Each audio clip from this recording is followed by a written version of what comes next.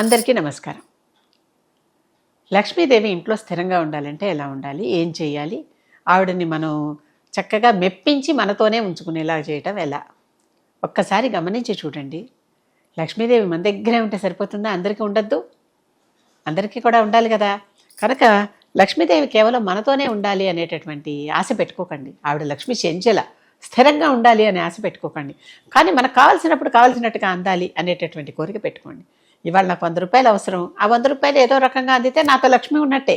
ఇవాళ నాకు 1,00,00,000 రూపాయలు అవసరం. ఆ 1,00,00,000 రూపాయలు నాకు అందితే నాతో లక్ష్మి ఉన్నట్టే.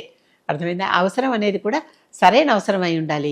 ఏ విలాసాలకో విహారాలకో కాకూడదు మళ్ళీను. అంటే మన నిత్యవారీ వాటిల్లో కొన్ని నెసెసిటీస్ ఉంటాయి, కొన్ని లగ్జరీస్ ఉంటాయి. నెసెసిటీస్ వరకు మనకి సొమ్ము అందుతున్నంతసేపు మనతో లక్ష్మి స్థిరంగా ఉంటున్నట్టే మన భావన. అది మర్చిపోకండి. నెసెసిటీస్ మనకి స్థిరంగా మనకి ఆ సమయానికి ఆ డబ్బు మనకు అందాలి. అది లక్ష్మి. లక్ష్మి అంటే కేవలం ధనం ఒక్కటే కాదు. ధనలక్ష్మి ఒక లక్ష్మి మాత్రమే. అష్టలక్ష్ములు ఉన్నారు మనకి.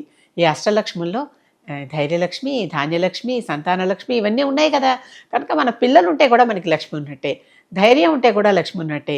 మన ఇంట్లో ఎప్పటికప్పుడు మనకు కావాల్సినటువంటి భోజన పదార్థాలు ఉన్నా కూడా మనకి లక్ష్మి ఉన్నట్టే. ఇన్ని రకాలుగా మనకి కావాల్సిన వాహనాలు ఉన్నా కూడా మనకి లక్ష్మి ఉన్నట్టే. మనకు కావాల్సిన అండదండలన్నీ ఉంటా కూడా మనకి లక్ష్మి ఉన్నట్టే. ఇన్ని రకాల లక్ష్ములు మనకి కావలసిన వీరలక్ష్మి అంటే మనకు కావాల్సినటువంటి సాహసం మనతో ఉన్నంతసేపు ఆ లక్ష్మి మనతో ఉన్నట్లే. ఇన్ని రకాల లక్ష్ములు మన దగ్గర ఉన్నాయి. ఆలోచించుకోండి. ఈ ఇన్ని రకాల లక్ష్ములు అందరూ ఉంటే అప్పుడు మనకు సంపూర్ణంగా లక్ష్మి ఉన్నట్టు అర్థం. ధనలక్ష్మి ఒకటే లక్ష్మి అనుకునేటటువంటి పొరపాటు చేయకండి. లక్ష్మీ తత్వం అంటే అష్టలక్ష్మీ తత్వం ప్రధానంగా చెప్పుకోవాలి. అష్టలక్ష్మి ఆలయాలు మనకి చాలా చోట్ల దొరుకుతాయి. వెళ్ళొచ్చు, మీరు ఉపాసన చేసుకోవచ్చు. ఆ దేవత గురించి బాగా తెలుసుకోవచ్చు. అష్టలక్ష్మి స్తోత్రం కూడా ఉంది. ఆ స్తోత్రం కూడా చదువుకోవచ్చు. ఇంకా లక్ష్మీదేవికి ఏమి ఇష్టం?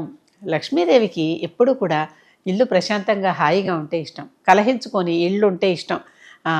ఇల్లు శుభ్రంగా ఉంటే ఇష్టం. నిత్యం దీపం వెలుగుతూ ఉంటే ఇష్టం. నిత్యం చక్కగా గాలి వెలుతురు వచ్చేటటువంటి ఇల్లు అంటే ఇష్టం.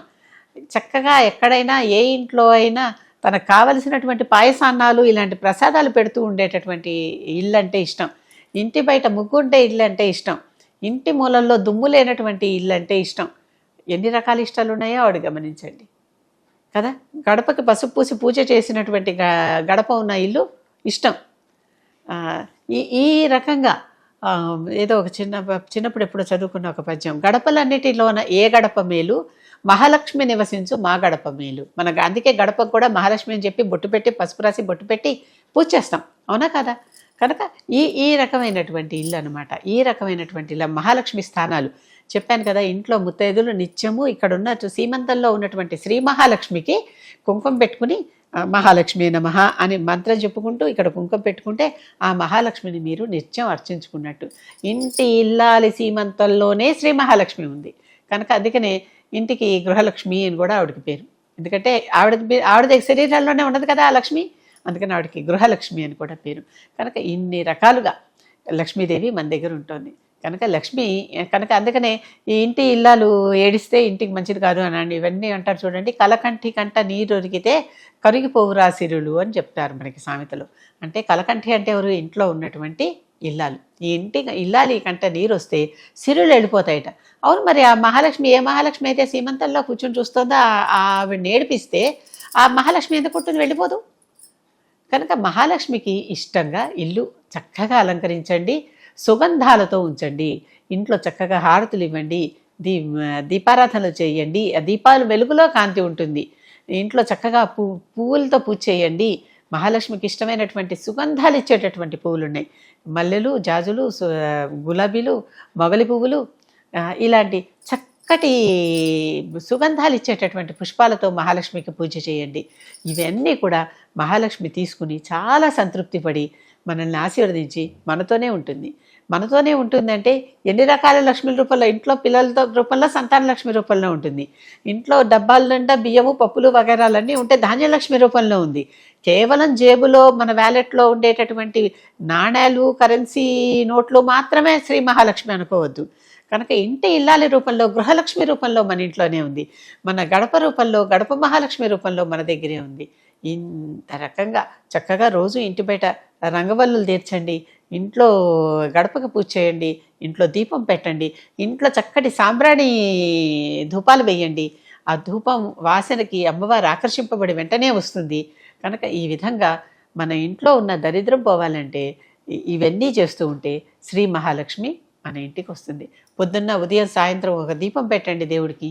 ఆ దీపం పెడితే ఆ దీపం వెలుగులో శ్రీ మహాలక్ష్మి ప్రకాశిస్తూ మన దగ్గరకు వచ్చి మనకి వరాలు ఇస్తుంది. అందుకనే ముత్తైదులకు తాంబూలాలు ఇవ్వటం, బొట్టు పెట్టడం, వారికి దండం పెట్టడం చేస్తాం చూడండి. ఇది అంతా ఆ రూపంలో ఉన్న శ్రీ మహాలక్ష్మిని పొడుచుకోవటం కోసమే.